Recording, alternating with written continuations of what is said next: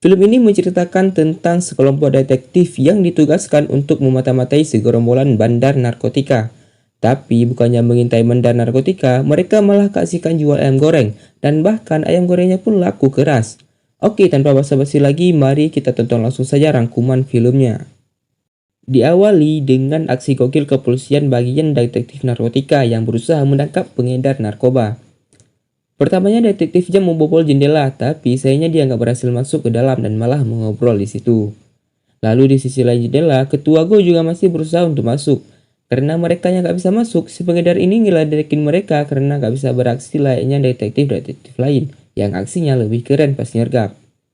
Nggak lama dari situ pengedarnya ini kabur lewat jendela. Ketua Go pun langsung turun, ampasnya dia malah jatuh juga. Detektif lain yaitu detektif Jang, Hyungu, dan Ji-hyun pun mengejarnya. Penjahat itu sempat menyolong mobil ibu-ibu kayak di GTA gitu, tapi malah dia yang ditampol keluar sama si ibu-ibu.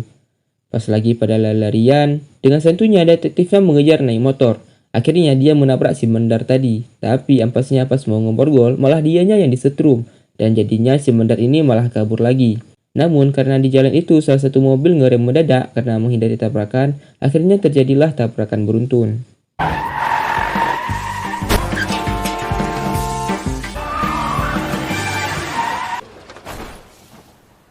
Setelah kejadian itu, direktur menegur mereka karena tangkap penjahat kelas seri aja sampai bikin banyak kendaraan orang lain rusak.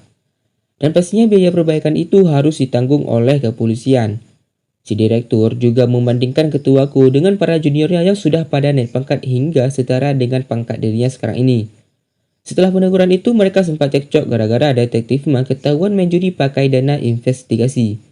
Di tengah keributan tersebut, ketua Choi lewat. Lalu ia bilang kalau kinerja tim ketuaku suka gegabah dan akhirnya bikin kerugian banyak. Setelah mengejek seperti itu, mereka ngajak semuanya makan bareng.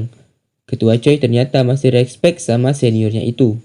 Biar ketua Go bisa naik pangkat, ia ingin bekerja sama dan nyuruh ketua Go memata-matai Hong Sampil, yaitu bandar narkoba agar mereka bisa menangkapnya. Dan berharap juga Lee Mo Bei yang juga kepala bandar narkotika itu yang rumornya akan kembali juga bisa tertangkap. Penyelidikan pun dimulai. Berhari-hari tim ketua Go menyamar jadi tukang sapu, teknisi, dan yang lain mengintai dari dalam mobil. Sedangkan detektifnya mengintai dari atas gedung, tetapi aksinya itu ketahuan sama ibu-ibu yang ngira kalau dia ini lagi ngintip. Enggak lama dari situ, polisi pun datang akibat kesalahpahaman tersebut. Pas lagi debat, geng Hong Sampil pun lewat. Karena mereka dalam penyamaran, akhirnya di dalam mobil lah mereka mengaku kalau sebenarnya mereka itu polisi. Akhirnya mereka pun dibebaskan. Besoknya mereka mengintai dari restoran ayam goreng dari pagi sampai malam. Mereka udah kesal karena tidak ada tanda-tanda dari bandar itu. Tapi ternyata ada Lee Mo Bei. Mereka pun langsung rembukan.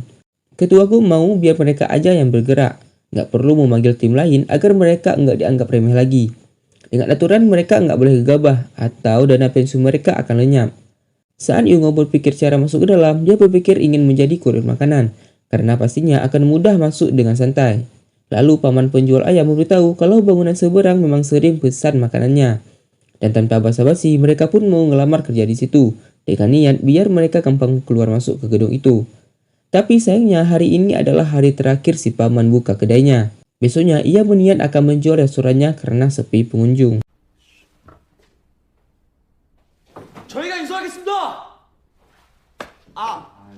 Semuanya bertekad untuk membeli restoran ini, tapi ketua Go sendiri masih bimbang. Sebelumnya ketua Go di rumah, istrinya nyindir dia gara-gara belum naik pangkat juga. Ketika ia makan bersama anaknya di luar, ia mendapat pembelajaran gitu dari anaknya yang baru saja menjadi ketua kelas. Keesokan hari ketua Go datang dan dengan terpaksa ia langsung membeli restorannya. Aksi mereka pun dimulai. Pada saat asik-asik bikin laporan penyelidikan, tiba-tiba pelanggan datang silih berganti. Karena kesal malah banyak pengunjung yang datang, mereka pun berencana untuk beneran bikin restoran ayam. Biar nggak ada yang curiga masa kedai ayam nggak jual ayam. Pada saat mereka sedang rapat, tiba-tiba ada pergerakan dari bandar. Mereka lagi adu bacot gitu. Lalu Hong Sampil datang. Target mereka benar-benar sempurna. Hong Sampil nyuruh mereka berantem. Dan para polisi ini malah keasikan dengerin mereka berantem. Lalu si ibu-ibu seberang datang mau beli ayam. Dia juga baru tahu kalau sekarang mereka adalah pemiliknya. Karena mereka nggak masak, ketua Go beralasan kalau mereka belum produksi karena baru buka. Nggak lama dari situ, pengedar itu datang dan untungnya si ibu udah ngejelasin ke dia. Besoknya karena nggak ada yang bisa masak, akhirnya mereka masak bareng biar tahu siapa yang paling enak ayam gorengnya. Setelah jadi dan dicobain satu-satu, pas dicoba ayam goreng punya detektif Ma ternyata yang rasanya paling enak. Dan dia pun dipilih menjadi koki.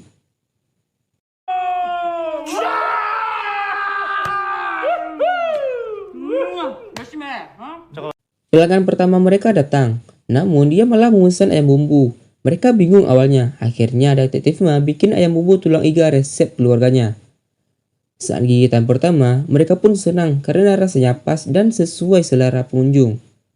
Tapi pengunjung kedai mereka malah ramai dan kebanjiran orderan. Saking terkenalnya kedai mereka, ada wartawan nawarin kerjasama. Tapi mereka usir karena tugas utama mereka adalah polisi, dan ditakutkan penyamaran mereka akan terbongkar. Setelah beberapa hari menjual ayam goreng, ketua Go pulang ke rumah dan membelikan istrinya tas Gucci yang mahal, dan membuat istrinya semangat untuk memberikan kewajibannya sebagai istri. Di suatu malam, di mobil Yungo melihat ada pergerakan dari target. Pas dia ngelapor, nggak ada satupun yang respon karena mereka semua super sibuk. Mau nggak mau dia mengikuti targetnya sendirian. Namun di persimpangan ia malah kehilangan jejak. Sepulangnya Yungo, dia marah-marah karena berasa kerja sendirian mengejar target.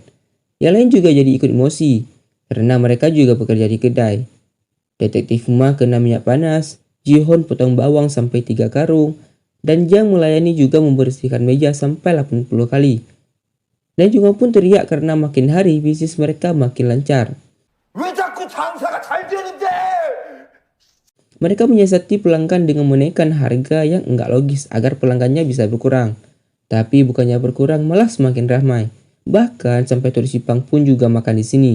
Dan mau tidak mau mereka harus melayani pelanggannya dengan bagus.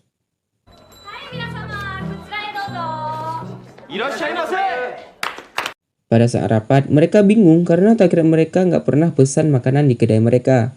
Kemudian direktur marah lagi karena buku laporan mereka hanya berisi penyamaran dan penyamaran.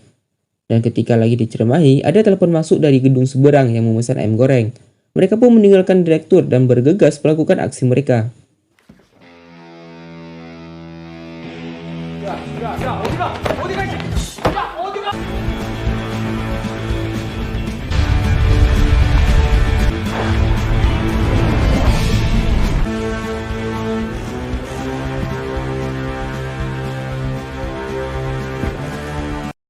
Tapi ternyata yang pesan malah ibu-ibu dan baru ketahuan kalau target mereka udah pindah.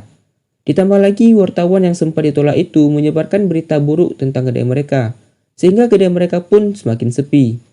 Dan pada saat di rumah, ketua Go merasa bersalah karena uang pensiunannya dipakai untuk beli kedai, dan sekarang kedai mereka mulai hilang pelanggan. Sementara itu terkuaklah penyebab bandar itu pindah lokasi, yaitu karena kedai mereka yang ramailah yang bikin para bandar ini pindah. Lalu Iyong yaitu anak buah dari Lemobei mendapat ide yaitu membuka franchise ayam bumbu. Besoknya ia ingin membuka franchise ayam bumbu iga ke seluruh Korea.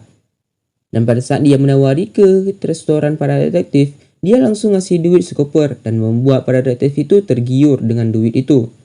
Ternyata komplotan yang memproduksi narkoba itu meletakkan narkoba di dalam ayam dan mendistribusikan lewat restoran-restoran cabang yang karyawannya sendiri adalah para pengedar narkoba yang berantem di awal tadi.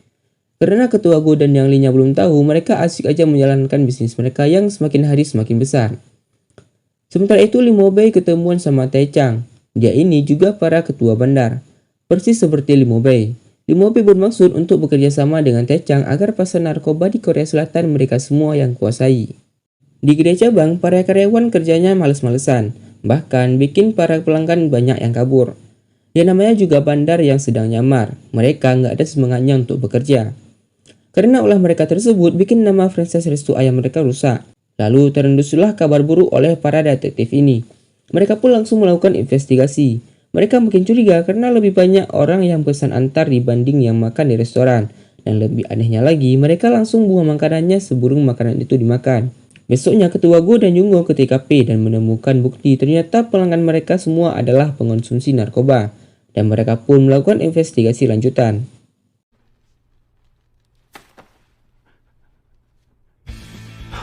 Di sisi lain, detektif Ma ketahuan penyamarannya dan dia dipukul sampai babak belur. Tak lupa juga si Iyong, yaitu si memberi ide itu, dia dipukul juga.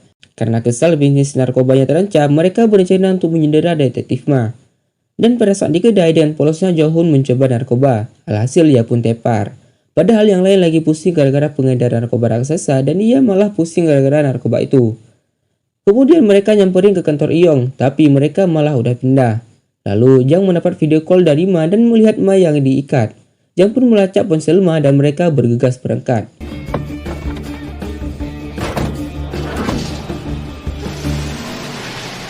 Hong Sampil di rumahnya dia didatangi oleh ketua Choi. Namun tim ketua Choi dengan mudahnya dihabisi.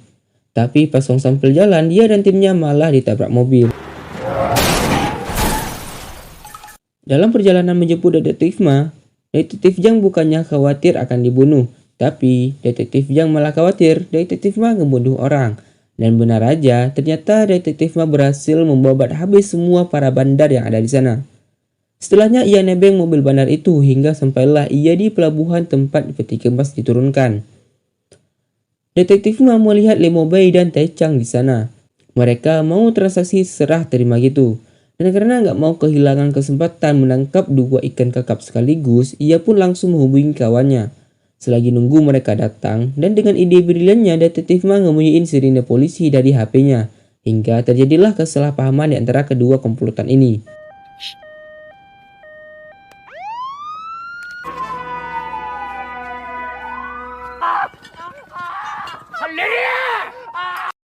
Nggak lama dari situ, para detektif narkoba datang dan mengirim foto ke ketua Choi.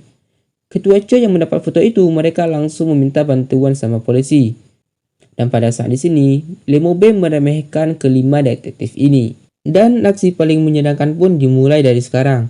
Ternyata detektif Ma dulunya adalah anggota judo negara. Detektif Yungo dulunya tentara khusus angkatan laut. Detektif Yang pernah menjuarai Muay Thai dan mendapat julukan Master Yang. Detektif Jehon dulunya mantan atlet baseball yang punya daya tahan tubuh besar. Dan ketua Go pernah mendapat 12 kali tikaman, tapi dia masih hidup sampai sekarang dan mendapat julukan zombie yang tak bisa mati. Jagoan ini ternyata jagoan overpower. Dan karena udah lawan banyak orang, ketua Go sempat kewalahan lawan cewek satu ini. Gak lama detektif Ma datang membantu, tapi sama aja. Dan karena gak suka lihat detektif Ma dibikin bonyok, hal itu membuat detektif Yang marah. Dan bertarunglah mereka, dan dengan kekuatan cinta, dia dipukul habis-habisan sama detektif Yang.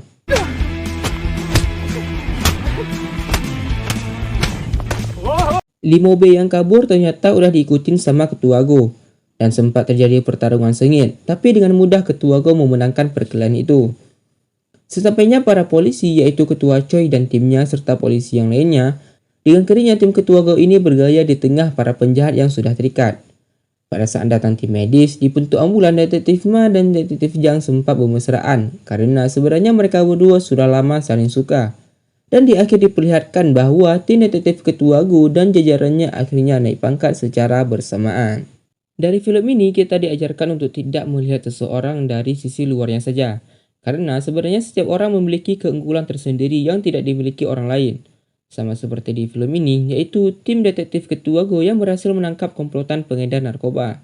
Dan terima kasih buat kalian yang sudah menonton video ini sampai